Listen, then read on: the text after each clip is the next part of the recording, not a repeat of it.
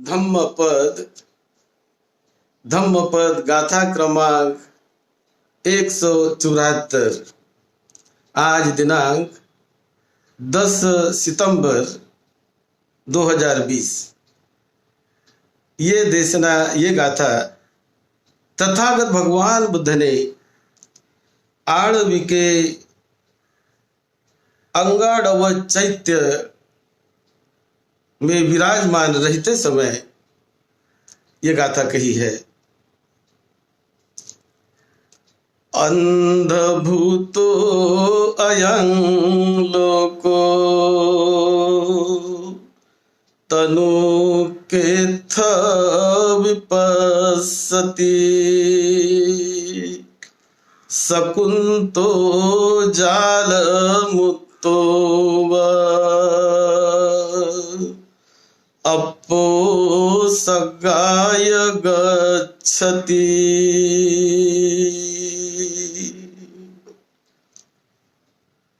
तथागत भगवान बुद्ध एक बार आणवी अंगाड़व नाम के इस विहार में विहार कर रहे थे। वहां पर लोगों ने तथागत बुद्ध को बहुत सम्मान से और बड़े उत्सव के साथ उन्होंने वहां तथागत बुद्ध को बुलाया और सभी लोग शहर के इकट्ठे आ गए। बहुत बुद्ध का मान सम्मान और सत्कार सब करने लगे और उसके बाद तथागत भगवान बुद्ध ने उन सभी को धम्म देशना दी। भोजन के बाद बुद्ध ने जो अनुमोदन किया, जिन लोगों ने दान दिया, जिन लोगों ने भोजन की व्यवस्था की, जो श्रद्धा से वहां पर धम्म के साथ जुड़कर इकट्ठे आ गए, उन सबको तथागत बुद्ध ने एक बड़ी महत्वपूर्ण धम्म देशना दी। तो बुद्ध कहने लगे कि देखिए, ये जो मृत्यु है, यह मृत्यु जिसका जन्म हुआ उसके लिए स्थायी है, वो निश्चित है। अब कौन से काल में मृत्यु होती है, कैसी होती है, वो अलग अलग उनके कर्म के अनुसार, उनके पुण्य बल के अनुसार ये मृत्यु कम ज्यादा उम्र में होती है। लेकिन जिनका जन्म हुआ उनकी मृत्यु निश्चित है, अटल है, यह बात निश्चित है। लेकिन जीवन कोई निश्चित नहीं। जो हम जीवन जीते हैं वो कितने लंबे समय तक हमें जीवन मिलेगा, इस वर्तमान काल में कितने साल तक हम जी पाएंगे, कितनी आयु तक हम रह पाएंगे, इसका कोई निश्चित सामान्य आदमी को नहीं समझ में आता है। वो तो अनिश्चित है। ये काल नहीं बता सकता सामान्य आदमी, वो तो बुद्ध ही बता सकते हैं। जो उस अवस्था को जानते हैं वही बता सकते हैं। लेकिन कोई भी सामान्य आदमी ये बताता है, वो जानता भी है कि जहां मेरा जन्म हुआ तो वहां मेरी मृत्यु होने वाली है। मैं इससे छूटने वाला नहीं हूं, मैं मृत्यु से भागने वाला नहीं हूं। ये चीज हर एक सामान्य आदमी जानता है। तो इसीलिए तथागत बुद्ध ने इस देशना के समय कहा कि यह जानकर जो कोई व्यक्ति मरणानुसति की भावना करता है कि भाई एक दिन मुझे मृत्यु को प्राप्त होना है, जब तक मैं जीवित हूं मुझे अच्छा प्रसन्न रह के, बड़े प्रसन्नता से, बहुत होश हवास से, जागृत भाव से मुझे काम करने हैं, मुझे अच्छा काम करना है, कुशल काम करना है जब तक मैं जीवित हूं। मृत्यु हो जाएगी तो मैं क्या कर पाऊंगा। तो इस प्रकार से जो बुद्धिमान आदमी होता है, सर्वसामान्य बुद्धि वाला आदमी, तो उन्होंने ये मृत्यु का स्मरण करते रहना चाहिए। भगवान बुद्ध ने एक विशेष रूप से मरणानुसति की भावना सिखाई है कि ये जो मरणानुसति यानी मृत्यु का स्मरण, मृत्यु का कभी भी मृत्यु हो जा सकती है, तो उसका स्मरण करते रहना, उसे कहते हैं मरणानुसति। तो जो व्यक्ति ये मरणानुसति की भावना करता है वो बहुत उसका लाभ पाता है। और जो व्यक्ति इस मरणानुसति की भावना नहीं करता, उसका वो चिंतन ही नहीं करता, उसका विचार ही नहीं करता, तो ऐसा व्यक्ति कभी कभी जीवन के अंतिम भाग में जब वो सांप को देखकर, सर्प को देखकर, जब उन्हें विषारी सर्प दिखाई देता है तो उसे देखकर वो घबराता है। और अंतिम भाग में मरने की जो अवस्था आती है, उनकी वृद्धावस्था, जीवन का अंतिम भाग, उस भाग में वो ऐसा डरता है कि अचानक मृत्यु उनको आ गई, जिसने कभी सोचा भी नहीं था, स्मरण कभी किया ही नहीं। और जब अचानक मृत्यु आ जाती है तो वो भयंकर क्लेश और चित्कार करते हुए मृत्यु पाता है। यानी अंतिम अवस्था उसकी भयंकर, दुखदायक और चिंतनीय होती है, जो उसका स्मरण नहीं करता।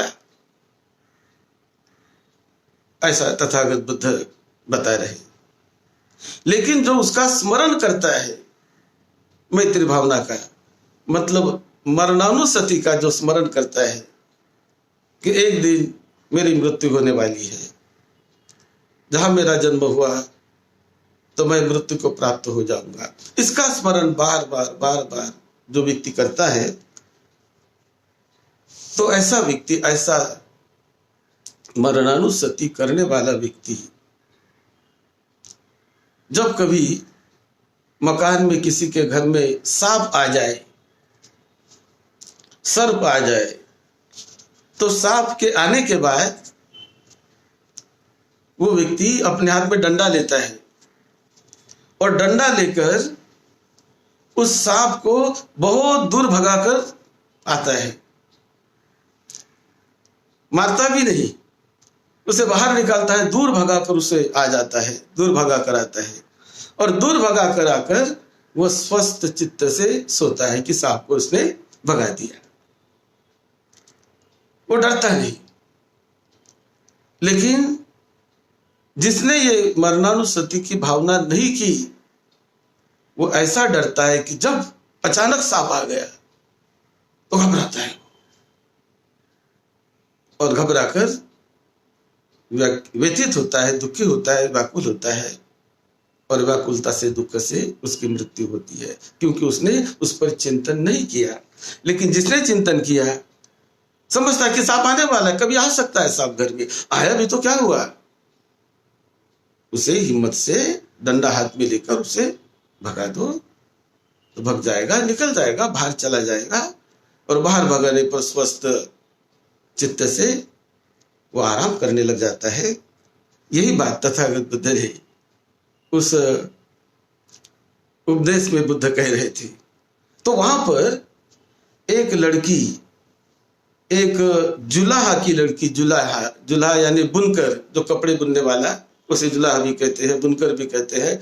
तो उनकी एक लड़की, वो 16 साल की उनकी उम्र थी, और 16 साल की उम्र ने ये जब सुना और सुन के वो एकदम बड़ी भाव विभोर अवस्था में कहने लगी, अहो धन्य है बुद्ध की देशना, धन्य है तथागत बुद्ध, क्या बुद्ध ने बताया, धन्य है। ऐसा करके उसने सुनकर उसे बड़ी प्रसन्नता होने लगी कि बुद्ध ने कितना अच्छा बताया। और उसके बाद प्रवचन उन्होंने सुना, वो बड़ी भाव विभोर हो गई और वो मरणानुसति की भावना करने लगी। हमेशा उसका स्मरण वो करने लगी, उसकी पारमिता भी थी, करने लगी मरणानुसति की भावना। 4 करीब 3 साल तक उन्होंने मरणानुसति की भावना की करते रही। अब एक बार तथागत बुद्ध श्रावस्ती में थे, तो वहां से वो देख रहे थे कि कौन फल प्राप्ति की अवस्था में है, किसी को मैं मदद कर सकूं। तो तथागत बुद्ध को एक लड़की नजर आ गई जिन्होंने बुद्ध की देशना सुनी थी। उसकी 16 साल की उम्र थी। तो बुद्ध को दिखाई दिया, उनको लगा कि इनको लाभ होने वाला है, इसका उद्धार हो जाएगा। ऐसा बुद्ध ने देखकर अब वहां से बुद्ध चलकर उस आड़वी गांव में, आड़वी शहर में 500 भिक्षु संघ के साथ आए। और जब बुद्ध आए तो गांव के सारे लोग बड़े प्रसन्न हो गए, बहुत लोगों को आनंद हुआ। सभी बुद्ध का स्वागत सत्कार करने लगे। और वो गांव में आकर बुद्ध, वहां जो शाला थी, जो हॉल था, सभागृह, वहां पर बुद्ध रुके, प्रवचन की व्यवस्था हुई और लोग इकट्ठे आने लगे। तो बुद्ध देखते थे कि वो लड़की आएगी कि नहीं, जिसके लिए वो आए थे। तो लड़की नहीं आई। लड़की अपने घर में, बुद्ध को जब उसे पता चला तो बड़ी खुशी हुई उसको।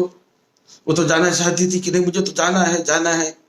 लेकिन उनके पिताजी ने, वो जुलाहा, उसके पिताजी ने उनको बताया, लड़की को देखो, आज एक व्यक्ति का, एक ग्राहक का साटक मुझे देना है और कुछ दूसरा भी आया है, उसका भी मुझे एक देना है। वो एकदम तुरंत ऑर्डर आया हुआ है।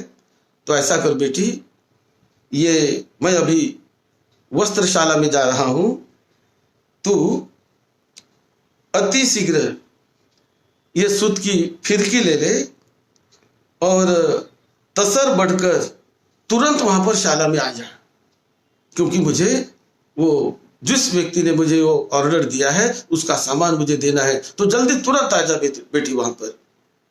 ऐसा करके उसने अपनी बेटी को काम बता दिया।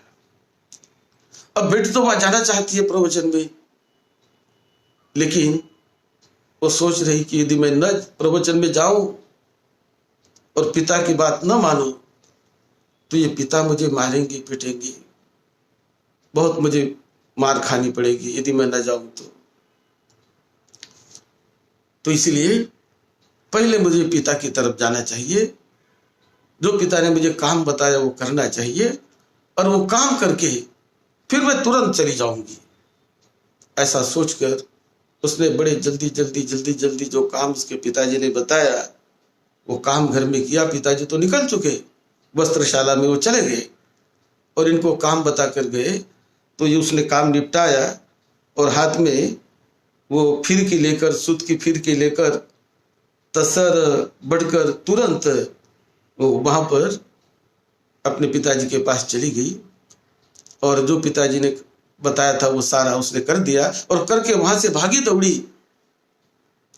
वो तुरंत गई जहां बुद्ध का प्रवचन होने वाला था और बुद्ध इंतजार कर रहे थे। वो देख रहे थे कि जिस लड़की के लिए मैं आया हूं वो तो दिखाई नहीं दे रही। तो जहां वहां बुद्ध देख रहे थे सभा में, चला की लड़की आ गई है। और जब लड़की आई तो बुद्ध ने लड़की को पूछा, तुम बेटी, तुम कहां से आ रही हो? उसने कहा, मैं नहीं जानती। बुद्ध ने पहला प्रश्न पूछा, तुम कहां से आ रही हो? मैं नहीं जानती। तुम कहां जाने वाली हो? मैं नहीं जानती।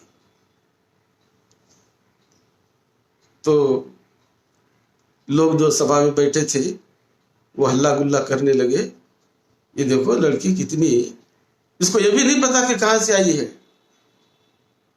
और ये भी नहीं पता कि कहां उसे अपने घर जाना है, कैसी उत्तर दे रही है भगवान को। ऐसा लोग हल्ला गुल्ला करने लगे। लोगों को बुद्ध ने शांत किया और जब शांत लोग हो गए तो बुद्ध ने पूछा, क्या तू नहीं जानती? कहां से तू आई है? हाँ बंदे जानती हूं। फिर तुमने पहले क्यों बताया कि ऐसा कि मैं नहीं जानती? भगवान, मैं ये नहीं जानती कि मैं कहां से आई हूं, यानी मेरा जन्म कहां से हुआ है, ये मैं नहीं जानती। बुद्ध ने कहा, साधु साधु, तूने जो उत्तर दिया सही मायने में उत्तर दिया। फिर दूसरी बार तुम्हें पूछा गया कि तुम कहां जाओगी, तो उसने कहा, मैं जानती हूं ऐसा तुमने जो उत्तर दिया। तो जानती हो? हाँ जानती हूं। बुद्ध ने कहा, साधु साधु साधु। इस प्रकार 2-4 प्रश्न बुद्ध ने पूछे और सारे प्रश्न के उत्तर उन्होंने बड़े अच्छे ढंग से दे दिए और बुद्ध ने साधुवाद दिया। और लोग वो सोचने लगे कि ये लड़की कैसी बोल रही है, ये नहीं जानती जानती नहीं जानती। लेकिन बुद्ध ने जब उनको पूछा तो बुद्ध को समझ में आया। वो कहने लगी कि भगवान, आपने जो पहला प्रश्न पूछा कि कहां से आई हो, तो मैंने कहा मैं नहीं जानती। तो भगवान, मैंने आपके हृदय का भाव जान लिया था कि आप कौन से भाव से मुझे प्रश्न पूछ रहे हैं। और फिर मैंने कहा कि मैं नहीं जानती, यानी कहां से मेरा जन्म हुआ मैं नहीं जानती। तो बुद्ध ने साधु साधु किया और बुद्ध ने जो प्रश्न पूछे और प्रश्न का जब उसने उत्तर दिया तो बुद्ध कहने लगे कि बेटी, तूने मेरे भाव को जान लिया, मेरे भाव का तूने ठीक से उत्तर दिया। ऐसा करके बुद्ध उनके उत्तर देने पर बड़े प्रसन्न हो गए। और बुद्ध जानते थे कि इसकी गति क्या होने वाली है, ऐसा बुद्ध समझ रहे थे, जान रहे थे। और जानकर बुद्ध ने जो देशना दी, वो देशना उन्होंने सुनी। बड़े भाव विभोर अवस्था में उसने देशना सुनी। सभी ने वो देशना सुनी और देशना सुनने के बाद फिर वो अपने घर चली गई। साधुवाद दिया, वो अपने घर चली गई। तो घर मतलब वो वहां शाला में चली गई, वस्त्रशाला में, जहां उनके पिताजी थे, उनका इंतजार कर रहे थे। अब वहां जाकर वो काम करने लगी और काम करते करते अचानक वो काम करते करते वो किसी एक खंबे को टकरा गई। और वो खंबे को टकरा पर ऊपर कोई बीम था, वो वहां पर एकदम उसके ऊपर गिर गया और गिरकर वो वहीं पर उसकी मृत्यु हो गई।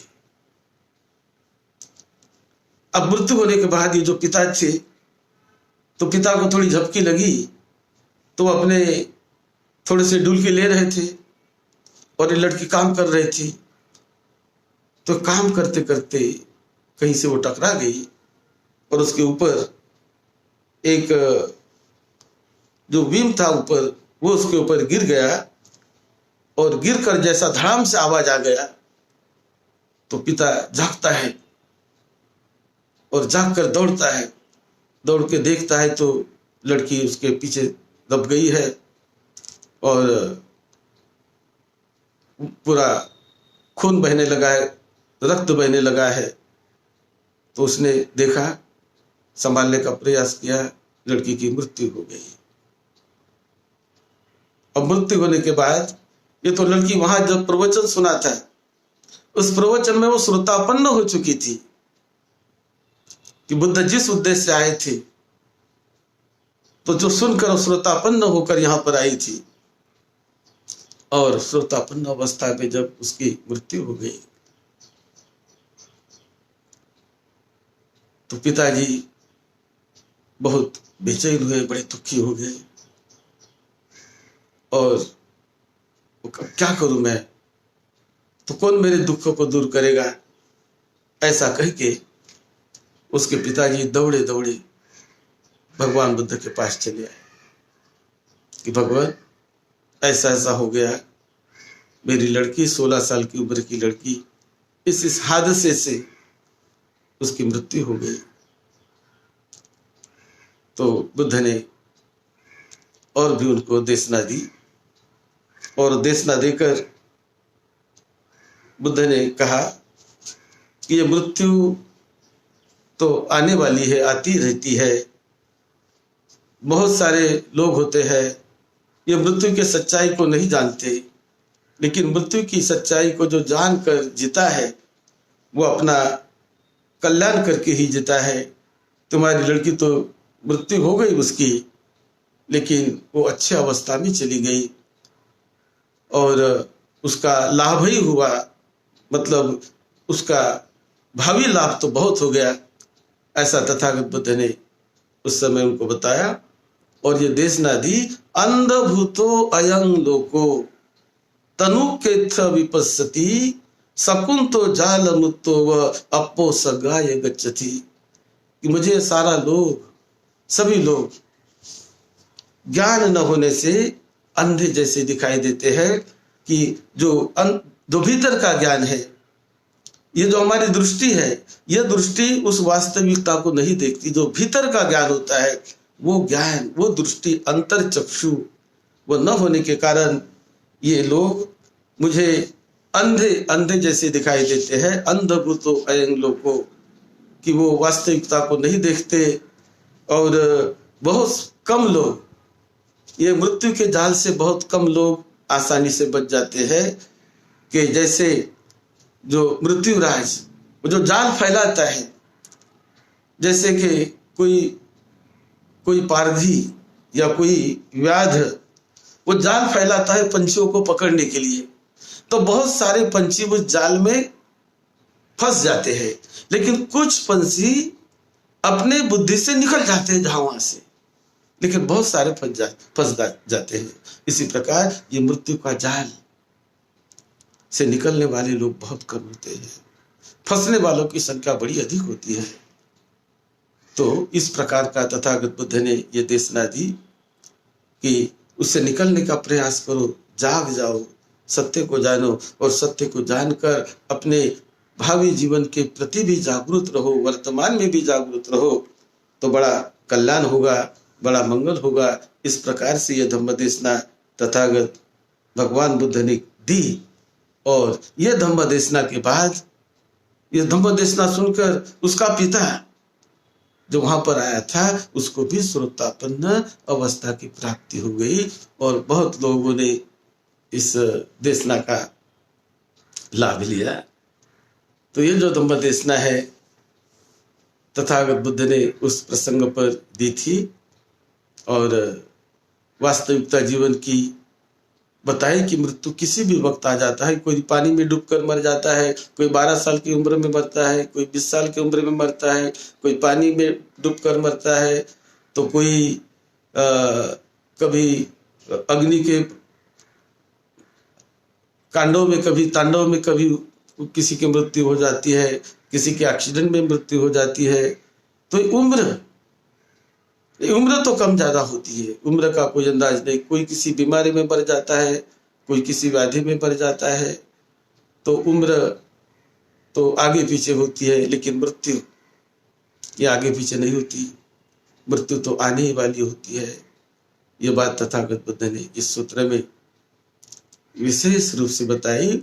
और ये उन्होंने कहा कि बुद्धिमान आदमी ने स्मरण करते रहना चाहिए कि मुझे भी एक दिन मृत्यु को प्राप्त होना है, इसीलिए मैं प्रमाद ना करूं, आलस ना करूं, मैं मेरे समय को व्यर्थ न बिताऊं, आलस में ना बिताऊं। जितना अच्छा काम मैं कर सकता हूं जागृत भाव से, उतना काम मैं करते रहूं, उतना काम प्रसन्नता से करते रहूं। और जब मृत्यु आएगी भी तो उसे दुखी होने की, परेशान होने की जरूरत नहीं, उसे भी मैं प्रसन्नता से, उसे पूरी तरह होश में रहकर जागृत भाव से उसको सामने मतलब उसका सामना करना है और उस पर विजय पानी है, उसे जीतना है। मृत्यु का मतलब सब खत्म, ऐसी बात नहीं होती, और भी जीवन होता है, और भी जीवन आता है। यही तथागत बुद्ध ने इस देशना में बताने का प्रयास किया। आप सबको निरोगी जीवन मिले, दीर्घायुष्य मिले, सुख शांति मिले। यही मंगल मैत्री के साथ सद्धम्म की सेवा में, आपकी सेवा में डॉक्टर भदंत राहुल बोधी महाथिर।